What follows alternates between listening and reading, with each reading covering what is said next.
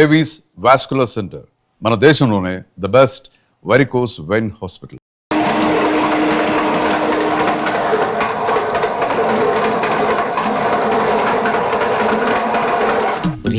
ఇది భలే కేసురా. అవును, చిన్న వయసులో ముగ్గుడిపోతే ఎలా అడ్జస్ట్ అవుతుందిరా? సెక్స్ కనెక్షన్స్ ఉంటాయిరా, బయటపడలేదు. మొన్న చిన్న చిటికేశాను, చెప్పుతో కొట్టింది. అలా యాక్ట్ చేస్తే గానీ కవర్ చేసుకోలేదు. పైగా మేము కథల పుస్తకాలైనా లోపాయికారిగా పెద్ద పెద్ద హ్యాండ్స్ లో ఉందిరా. నోరు మూయండి. దేవుడు నోరు ఇచ్చింది ఏదో మాట మాట్లాడడానికి కాదు, ఒక మనిషి గురించి అనవసరంగా మాట్లాడాలని చెప్పుతో కొట్టాలి.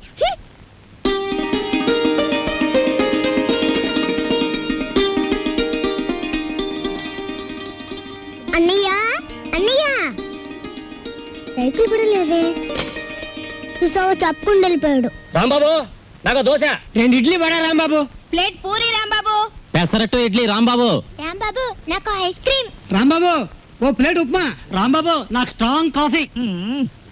ఎంత రాంబాబు అయితే మాత్రం అతనికున్న 2 చేతులతో మీరు చెప్పినవన్నీ ఒకేసారి ఎలా తీసుకొస్తాడయ్యా? తెచ్చాను సార్.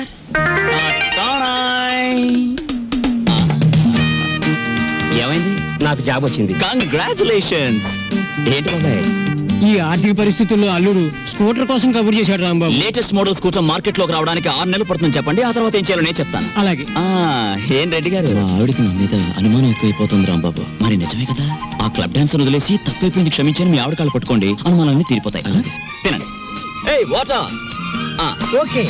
Hello sir. ఏంది అయ్యా రాంబాబు, జాదుగరి ఈ హోటల్లో ఉన్నదో నీ చేతుల్లో ఉన్నదో తెలియదు గాని ఈడికెళ్ళి పార్సిల్ తీసుకొస్తేనే ఈ స్కూల్కి పోతామని నా 3 ఫ్యామిలీస్ పోరగాళ్ళు అర్థాలు చేస్తుండ్రు. కానిస్టేబుల్ పంపించవా అంటే దీని తల్లి వాళ్లే సగం తిని బారి నూపుతారు.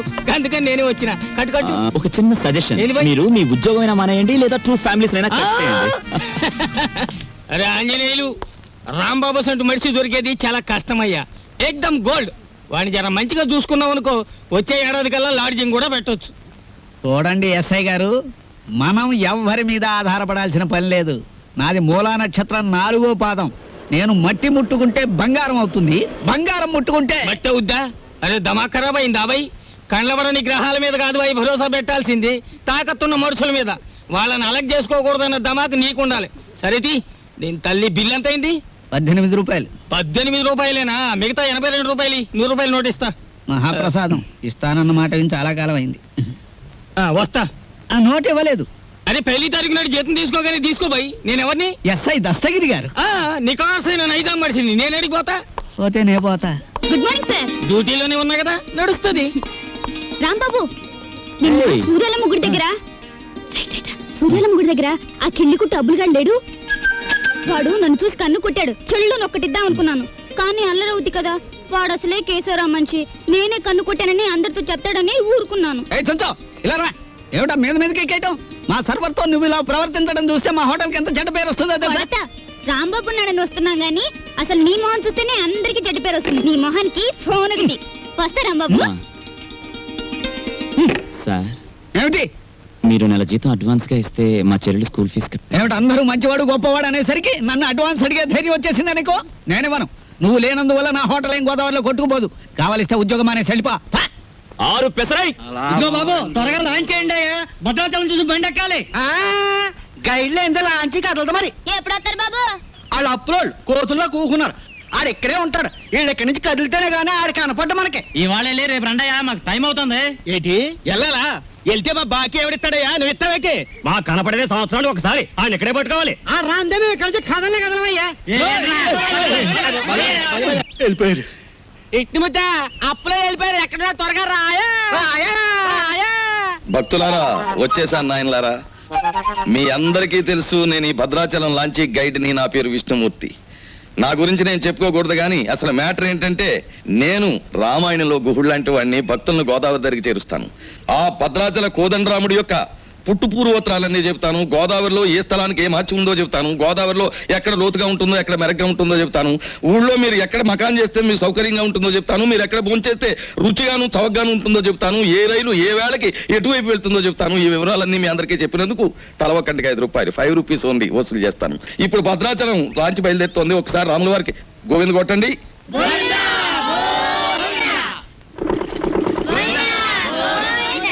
అసలు మ్యాటర్కి వస్తాను. శ్రీరాములు వారు చిత్రకూట పర్వతానికి వెళుతూ షార్ట్ కట్ లో అంటే బంగారు లేడి మ్యాటర్కి ముందన్నమాట. అదిగో అక్కడ మకాన్ చేశారు, అలా చూడండి.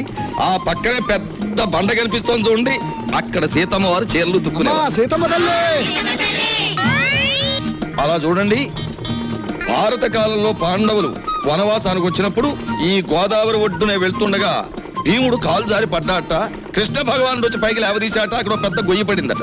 ఇప్పటికీ ఆ గొయ్యని కృష్ణ భీమ గొయ్య అంటారు. దాన్నే బ్రహ్మరంధ్రం అని కూడా అంటారు. అది అదేంటండి భారతం ఇటువైపు రామాయణం అటువైపు జరిగిపోయిందంటారు?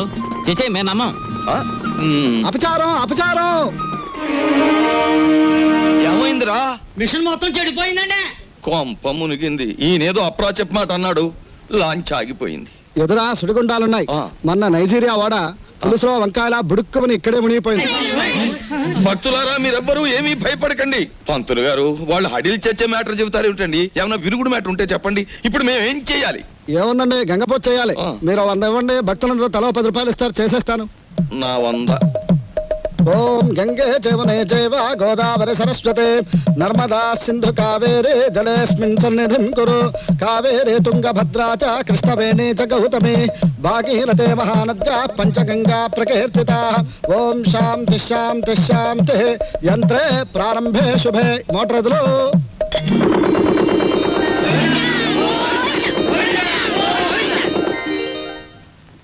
ఏమిటో ఆదాయం బొత్తిగా చిక్కిపోతోంది. తర్వేదిలో చూసుకుందాం నేను పంతులు గారు. ఆ, ఆ. నువ్వు భక్తుల దగ్గర పాసెంజర్ల దగ్గర డబ్బులు తీసుకుంటున్నావు, కంప్లైంట్లు వస్తున్నాయి. కొంచెం నెమ్మదిగా మాట్లాడవా బాబు. ఎందుకు మాట్లాడాలయ్యా? ఇది కేశవరావు గారు పాడిన రేవు. కంప్లైంట్లు వస్తున్నాయి, సరే మ్యాటర్ ఏంటి కంప్లైంట్లు వస్తున్నాయి. ఇప్పుడు? కంప్లైంట్లు రావట్లేదు. కంప్లైంట్లు వస్తున్నాయి. ఆ? ఇప్పుడు కంప్లైంట్ రావట్లేదు. బాబాయ్ ఆ, వస్తున్నా.